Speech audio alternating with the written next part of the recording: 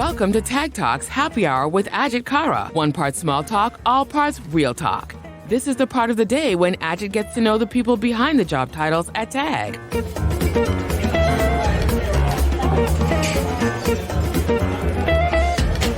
Hello, my name is Ajit Khan. I'm the CEO of Tag Americas. I believe that every company's biggest asset are its people. And I'm very fortunate to work at Tag, where I think we have amazing people. So I decided to do a podcast to really understand what makes them tick and who are the people behind the curtain, so to speak. Today I'm joined by a very interesting fellow called Jaime Aguilo. I probably said that wrong, but he'll tell me in a minute that I have. As always, these amazing podcasts are produced by Kaylie Stansfield. Hey Kaylie, how are you? I'm well, Ajit. How are you doing today? Not too bad. And how is your day going? Fabulous. I'm wearing a new dress. Oh. Actually, it's not new. I like to rent my clothes. I get my clothes from renttherunway.com. When you live in a one-bedroom apartment in New York City, you don't have a lot of space for clothes, so it keeps it interesting. How does that work? Like, I assume they wash it before you... Yeah, yeah. Yeah, you pay a monthly... Well, the plan that I'm on, I pay a monthly amount, and I get, many options to choose from, and they send it to me, and then I send them all back. I don't need to launder them or anything. It's all insured, and then I get my next send. It's pretty fantastic, actually, and great for the environment, because clothing in landfill is a massive problem. So that means I wasn't going to say, but when I say I've never seen you in the same outfit twice, I can actually say that now. Well, yeah, except I know that'll be a lie, because I do have some favourites. And I had no idea. I never noticed.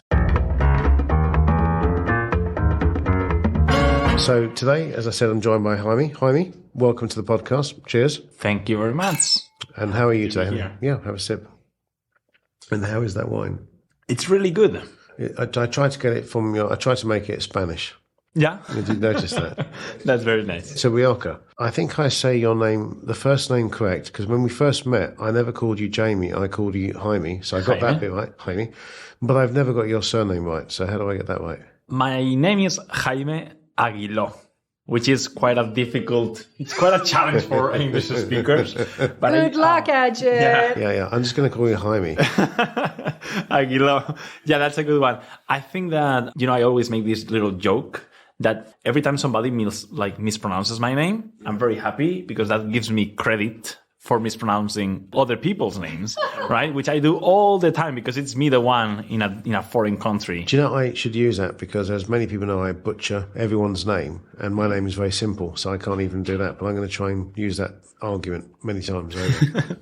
So welcome anyway. So you are the senior creative in our business. Thank you for taking time for me. Now, Jaime, where are you from? So we talked about Spain, but where specifically have you come from? I'm from Valencia. That is the third biggest city in Spain. So we are exactly that type of city that is not as big as Barcelona and Madrid, but not like a small village. So it's quite a middle-sized city by the Mediterranean, which is the best part of it. Like, the weather is by far the best part of it. You're making me miss my summers. When my children were growing up, we would always go to the Balearic Islands in the Mediterranean, and whether it be Menorca or Mallorca. Oh, yeah. And we loved it. The water's beautiful. The people are fantastic. The food is great. Not a lot of time on the mainland, actually, but I've always gone to the islands. Yeah. A lot of people from your homeland do that. Which homeland are you talking about? India, England, or America now? That's a good question. Actually, I know you have but you're family from India, but Yes. you are originally from the UK? So originally, actually, I was born in India. Oh, you were born in India. See? But moved to the UK when I was 9 months old, so it doesn't really count. And so brought up in the UK. But now I consider America my home, as many people do. So when you were in Spain, tell me about your family. Small family, big family? Oh, big family. I'm the fifth out of six. Oh, my goodness. So, yeah. Not much to say. My parents my mom was a teacher, in a primary school. My dad was a doctor, but he also worked as a teacher, actually. And I think that's quite a defining thing in my family, is that a big thing with my dad is that he finished his degree and he became a doctor. But at the time he just got married and he was having children, right? So he had to make a decision about what comes first, right? And he was trying to break in and, get a job as a doctor and make a career there. But very soon he knew that the priority was different and that a different type of job was going to give him something that was maybe not what he wanted or what he was dreaming of, but what was better for the family unit. So he dropped his career as a doctor for a while, for many years, and he became just a teacher in a high school. Yeah. So I think that type of thing is usually the type of thing that when you're a kid, you don't know that is shaping who you are because it's a defining decision. I was going to say, so with both parents being teachers and obviously you being one of 6, that's a lot. But it also maybe answers like you like people and you build things. And did you think that sort of comes a little bit from that sort of background? Because teachers are very accomplished, I think, in helping people, training people, being patient with people. And you do that quite a lot in what you do. I don't know where it comes from. It's a weird thing when you come from a big family because it's a total of 6 and there's nobody else who is creative. Like among my siblings, one a doctor and somebody is like one of my brothers, he works at Ford as an accountant. Like very different careers. Hey, right? Nothing wrong with accountant. I was an accountant many, many years ago, right? But tell no one. Exactly. So it's very interesting to see that because I think that actually maybe being one of many gives you the freedom to choose who you are. Like there's no pressure. There's no a plan from your dad or from your parent to. Was there any pressure at dinner time? That's a lot of mouths to feed. I mean, there was, I assume, but not pressure in the sense of we as parents have a plan for you. Like that spreads out. And I always felt very free to become who I want to be. Coming from an incredibly beautiful city, what made you make the jump from a beautiful place to come to New York? Not that New York is not beautiful, clearly, it really is. It really is in a different way. I think this is a very interesting question because it has a lot to do with what New York is and what New York means for me in my life. I was born in Valencia. I spent my childhood there. I went to college there. And right after college, I started my business, right? It was that's fine. I called it advertising agency. Now with some more perspective, I know it was a creative studio. So it was a small team. It was during a very difficult time because I started that with my creative partner like in 2010, so right in the middle of the recession. And it was during a very difficult time economically, globally. And this was in Spain? In Spain, in Valencia. Yeah, because that was hit hard, yeah. You need to think about the small city, small opportunities, and then also a difficult time. So I started that business with him, and considering the situation, it was a success. So we grew, we had good clients, and it became like a business that still today continues. So it's something that was bigger than the two of us, right? Like we hired people and new partners. But then at some point when I was 26, in all honesty, I had enough, right? I needed something else. And I'm going to do my part to speak about mental health in a more open and free way. I burned out. I fell into depression. I felt that I was not going anywhere else. And I felt that I had more to give and more to do. Did you seek some help during that period? I did. It's been amazing. I think that therapy and that journey, I'm going to call it that way. You go into that room with the therapist, and in truth, what you are doing is you are going on a journey. I can't stress enough, and I think we've talked about it in a prior podcast around, mental well-being and support, but I think it's critical, and it's great that you understood that you had enough and that you needed some guidance and help. And I think it's an area that more people should embrace. I think there's still a stigma attached to it, and there shouldn't be, because I think it's really around helping you organize your thought process and prioritizing what you need to do. And often a trained therapist is someone much better than a friend or family or someone that can't really relate in that way. Yeah, I completely agree with that. When I step into that room with that person who is what I feel is that person is going to take me to places where I cannot go alone, right? And usually that person can take you to places where family and friends cannot take you, because there is an emotional layer there that you need to be free of, like in order to, go visit yourself in the past. How you felt, what happened to you. Did you put that pressure on yourself? Because to go straight from college to your own business, and then having had my own business, I know that it's a lot of pressure and you have to take care of everything. And, but you did it at a very young age, and knowing you're full on from what you do. I was 23 years old when we started what we Maslow Agency was the name of the company, and it's still the name of the company. But to give it a little bit more context, I'm going to tell you a story. When a couple of years before, in 2008, I was 21 years old, and I had an internship in what at the time was one of the best advertising agencies in Spain. Contrapunto, they were like agency of the year at Cannes in some categories, and it was great, right? Like, so I went there in September or in I don't remember exactly, but during the summer, I go there, and the day that I was going to go to the office for the first time, so let's say it this way, the day that I was becoming an adult, like my adult life was starting. I was going into a company, into a job, in a right? That day I was having breakfast in my apartment, and I saw on the news that Lehman Brothers have filed for bankruptcy, right? So, like, speaking of defining moments, I think that speaks about the first part of my career, or even not career, but my adult life, right? So I was going to Madrid. That was my dream, to this big agency that does all this beautiful work. And when I went there, like, the world was falling apart, right? And I think that that had to do with the fact that Pau Rodilla and I, who was my partner, we decided, look, the working space out there is not welcoming now, right? So you and I believe in what we do. Why don't we start our own thing? And so today, if I could speak to that 23-year-old guy, oh, what are you doing? Don't do that. Like, it's not the best way to start a career, but it gave me a lot. It's great. And I think it's great when you say things like, I wish I could speak to that 23-year-old. Yeah. I think we all relate to wanting to give ourselves some advice. I think that old, position, which is, there's no substitute for experience. Mm-hmm. It's true. I mean, I wish I wasn't getting older, but I do appreciate that as you get older, you do get more experience. And I wish I could find a recipe to get younger, but have the experience that I have now. We cannot do that. That would be quite good. No, we cannot do that, but I'm now recalling this speech that Steve Jobs gave at a university. It's online. Like, if you Google Steve Jobs, like, a speech or something like that, like, he went to this graduation or whatever you want to call it, and he was talking about joining the dots, right? Like, he was mentioning, like, things that happened to him in the past, how he joined this class and how he didn't accomplish this or that, and how he, after many years, could look backwards and be like, oh, this led me here and led me there and led me there.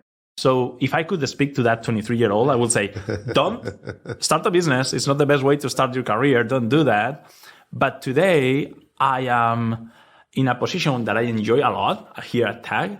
And precisely what I do is I set up teams. Yeah, I was going to say, I think we all look back and maybe we'll do things differently. But arguably, when we can't change that, and arguably, I think what you say is right, that we are here today because of the things that we did in the past. It's almost like, it's like these time travel theories that start to blow your mind up. You can't have alternate universes, etc. But coming back to Spain, what do you miss from Spain? Anything particular that you miss? As of today? Yeah. I think I'm not going to surprise you with this answer, right? Like, the thing I miss about Spain is family and friends. Sure. I think that some people like to joke about the food or even the weather. Like, those things you can miss, but I suspect your paella is pretty good. Do you make paella? I do. I miss it. No, if I make it? Yeah. No, I don't make it.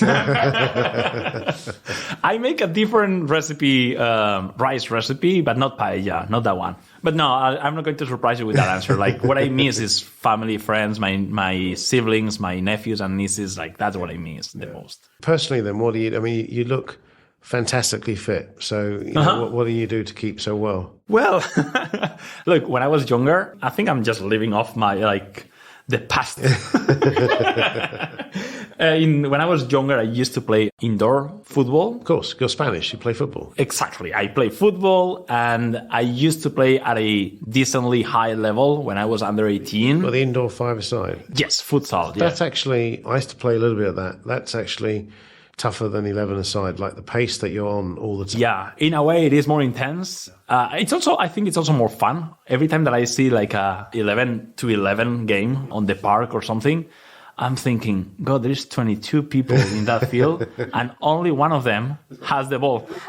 Like, at least when you are on a smaller field, like or a court, you can touch the ball more often. You participate more. And I guess you had your own team with your family, being one of 6 and a spare. Yeah, my dad was a Levante Unión Deportiva fan. That is I'm always with the underdog, I think. There you go. It's the second team of the city of Valencia. And although Levante has been playing in the first division for many years, let's say that maybe 15 out of the 20 last years, it's been in the top division. So you got to quite a competitive stage on your five-a-side.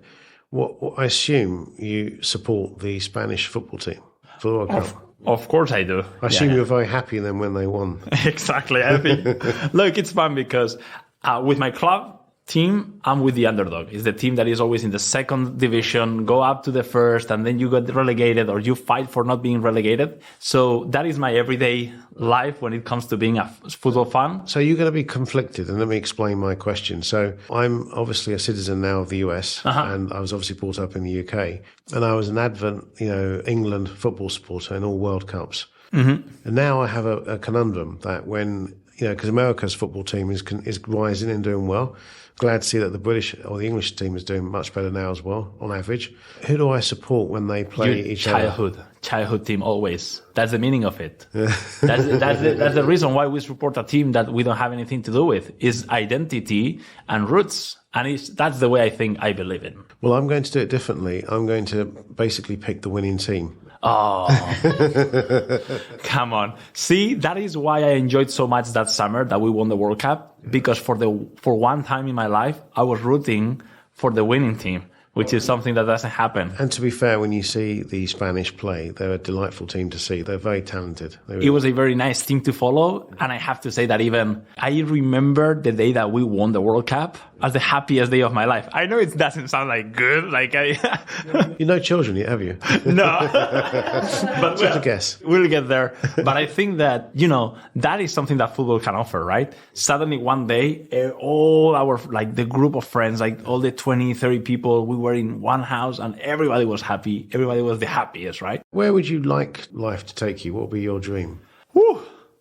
Actually, that is not part of the questionnaire you send us to prep for this. I do not send you any questionnaires.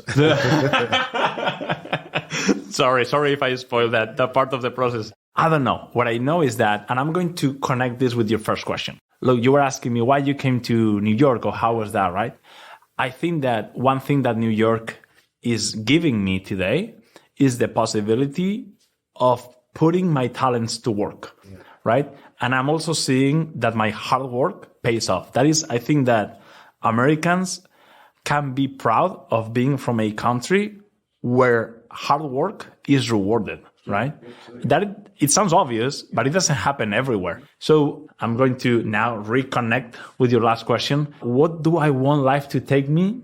What I can say is that as of today, I'm happy to say that every day I can use my talents and my intelligence and my experience and put it to work. More of that for a while. And then I'll retire in Spain. I can tell you that. But for the short midterm, more of that being capable of putting my talents to work. And there's me thinking you were going to say I'd like to be playing for Spain in football. Oh, yeah, no, I was being more realistic. Yeah. The standards are just too high, aren't they? Yeah. They really are.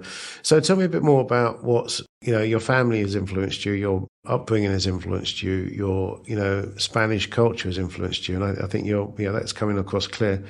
What other things influenced you in terms of how you, approach things? Look, we've been talking a little bit about football already, soccer, football. I have to say that for some reason, I have a soft spot for football coaches in a way that I like to listen to them or to read about them or to learn about them, a little bit transcending what happens on the field, right? I'll give you an example. Marcelo Bielsa, he's an Argentinian football coach. He coached the Argentinian national team and the Chile national team for many years. And obviously they call him El Loco, the crazy one. He's a OCD person. He lives and breathes football. When he goes coach a team, by the way, he's been in coaching Leeds for the past years in the UK. Well, when he joins a club, he sometimes has a small house in the training facilities because he lives like that. And that reminds me of this architect that we have in Spain, that is Gaudí. Antonio Gaudí used to live, he had a life as a little bit of a monk, right? He lived there in his construction and he put everything, even spiritually, into his work. So now back to Marcelo Bielsa, he says one thing that I think has become a foundational belief for me. He despises when people only judge the outcome of an effort, right? It's like, not the outcome of an effort, sorry. When people only judge the result, right? Like you can see, and he gives this example. You can see somebody come driving a very fancy car, or you can see somebody come just driving a cheaper car. But you don't know, maybe one won the lottery and the other one has been working very hard and the entire family has been saving money for that. And he insists a lot that as a society and as humans, we need to start looking deeper and judge and reward the process and not the final outcome. I think that's very sensible, and I think it relates to some of the challenges that we have today. That I think social media, instant news, all of us have phones with messages coming through. We're fed information so much that we are really just looking at the end result of something versus the journey. And I think that's probably where we're probably more judgmental today, or don't acknowledge what it takes. And I think that's something that we lose. I think that's hard for us to try and get that back, which is, I always like reading. Yep. I think when you read, there's a process you go through before you get to a conclusion. Yeah. When you see something, it's different. Yeah, I think we are losing a little bit of that and I heard you in other podcasts, because I'm a faithful listener. Thank you, sir. I've noticed that that's something that concerns you, the way that social media and the current media space is shaping the way that we absorb information and that we behave and that we think.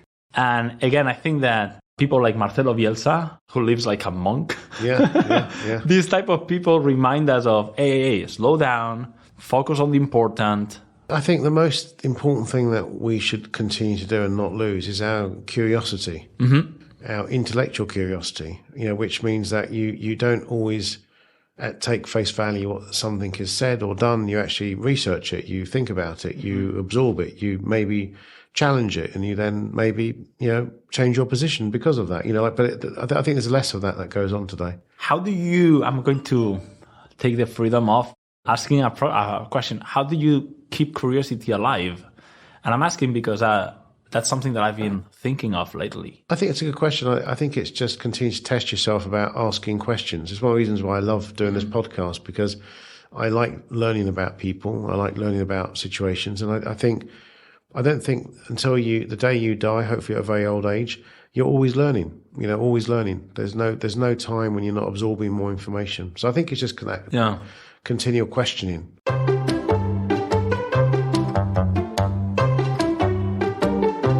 Ask Ajit anything.